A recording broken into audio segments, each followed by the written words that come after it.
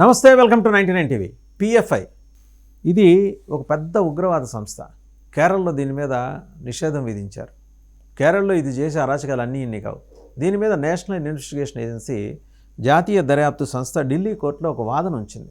ఇది ఏం చేస్తోందంటే, వీళ్ళేంటంటే ముస్లిం యువతని ఉగ్రవాద భావజాలం వైపు, తీవ్రవాదం నెక్స్ట్ ఉగ్రవాద భావజాలం వైపు నడిపించటం, దాంతోపాటు హిందువుల మీద ద్వేషాన్ని పెంచడం లక్ష్యంగా పెట్టుకొని పిఎఫ్ఐ పనిచేస్తుందని ఒక నివేదిక అయితే వాళ్ళు ఎన్ఐఏ ఇచ్చింది. వాళ్ళు అందులో ప్రత్యక్ష సాక్షుల వాంగ్మూలాలు కూడా ఆ రిపోర్ట్లో ఉన్నాయి. భారతదేశం పాకిస్తాన్తో యుద్ధం చేస్తే కేవలం నార్త్ మీదే దృష్టి ఉంటుంది, అలాంటప్పుడు సౌత్లో మేము దక్షిణం నుంచి దాడి చేసి దక్షిణ భారతదేశాన్ని స్వాధీనం చేసుకుంటాం. ఎంత పెద్ద స్టేట్మెంట్, ఎంత అలార్మింగ్ వార్నింగ్ ఒక్కసారి చూడండి. భయోత్పాతం సృష్టించే విధంగా పిఎఫ్ఐ యాక్టివిటీస్ నడుస్తున్నాయి, నిషేధించినా సరే అని చెప్పేసి వాళ్ళ పిఎఫ్ఐ తరగతుల్లో బోధించారట. ఒక ఐ విట్నెస్ ఇది మాట చెప్పాడంటే, బహుశా అతను కూడా మైట్ బి ఇది part of that classes, those classes. తర్వాత పట్టుబడిన తర్వాత ఆ కన్ఫెషన్లు చెప్పు ఉండాలి. అండ్ చరిత్ర గురించిన చర్చలు కూడా పిఎఫ్ఐ క్లాసుల్లో తీసుకునేవాళ్ళట. ఏంటంటే బాబ్రీ మసీదు కూల్చివేత, అలాగే ఇస్లామిక్ పాలనలోని స్వర్ణయుగం. ఇస్లామిక్ పాలన అనేది ఒకటి ఉంది, అందులో స్వర్ణయుగం కూడా ఉందని చెప్పేసి వాళ్ళ సభ్యులకి వివరించేవాళ్ళట పిఎఫ్ఐ క్లాసుల్లో. అలాగే సరే పైసా వసూలు కూడా ఉంది వీళ్ళకి. వీళ్ళు పిఎఫ్ఐ సభ్యులు నెలవారీ తైతుల్ మాల్ అనేది ఒకటి ఉంటుంది, అది చెల్లించాలట. ఇది ఇస్లామిక్ ప్రపంచపు మొదటి ఖలీఫా కాలంలో ప్రారంభమైన పద్ధతి అని గుర్తు చేస్తూ వాళ్ళని అటువైపు మోటివేట్ చేస్తున్నారు.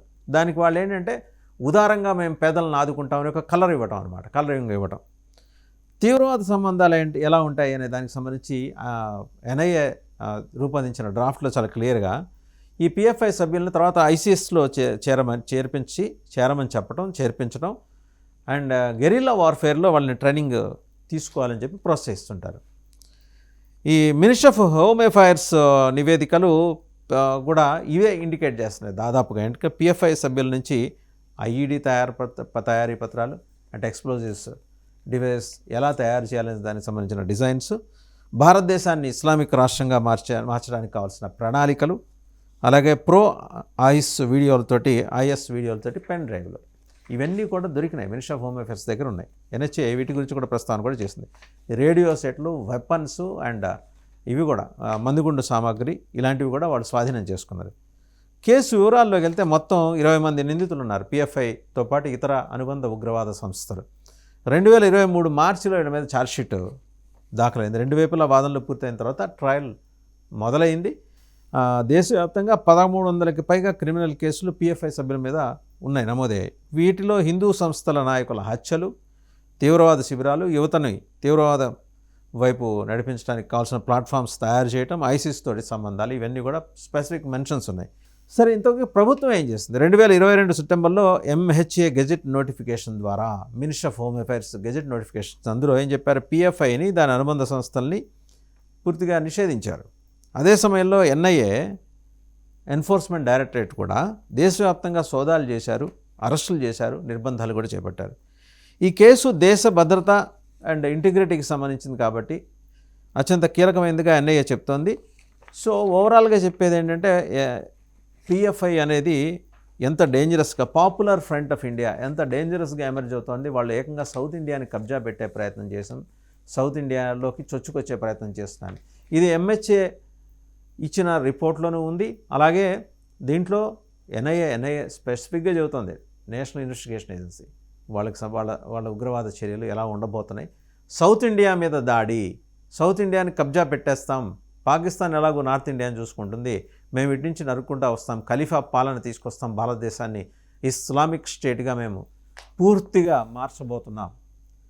కేరళలో పిఎఫ్ఐ దాడుల వల్ల ఎంతమంది హిందువులు వీళ్ళు ధ్వంసమైనాయి, హత్యలు జరిగినాయి, అత్యాచారాలు జరిగినాయి, ఇవన్నీ చాలా కేసులు ఉన్నాయి. వాళ్ళు ఏకంగా న్యాయస్థానాలను బెదిరించేదాకా వెళ్ళారు వాళ్ళు, పిఎఫ్ఐ వాళ్ళు. హైకోర్టు ముందు వెహికల్ వేసుకొని వచ్చి వెహికల్ మీద నుంచొని జడ్జెస్కి ఓపెన్ థ్రెటనింగ్ ఇచ్చిన సందర్భాలు కూడా లోగడు ఉన్నాయని కేరళ వార్తా సంస్థలు ఇచ్చిన నివేదికలు, ఇంతకుముందు ప్రచురితమైన వాటిలో కనుక చూస్తే మనకు అర్థమవుతుంది. ఓవరాల్గా పిఎఫ్ఐ ఒక మేజర్ మినేస్ కాబోతుంది సౌత్ ఇండియాకి, దక్షిణ భారతదేశానికి. ప్రత్యేకించి ప్రమోట్ ఎనిమిటీ అగైన్స్ హిందూస్ని హిందువుల మీద వ్యతిరేకత పెంచడం కోసం తీవ్రవాదం వైపు, ఉగ్రవాదం వైపు ముస్లిం యువతను ఆకర్షించడం అనేది పిఎఫ్ఐ చేస్తున్న పెద్ద ఎక్సర్సైజ్. దీని మీద greatest threat to unity had plans to capture south India in the event of Pak war.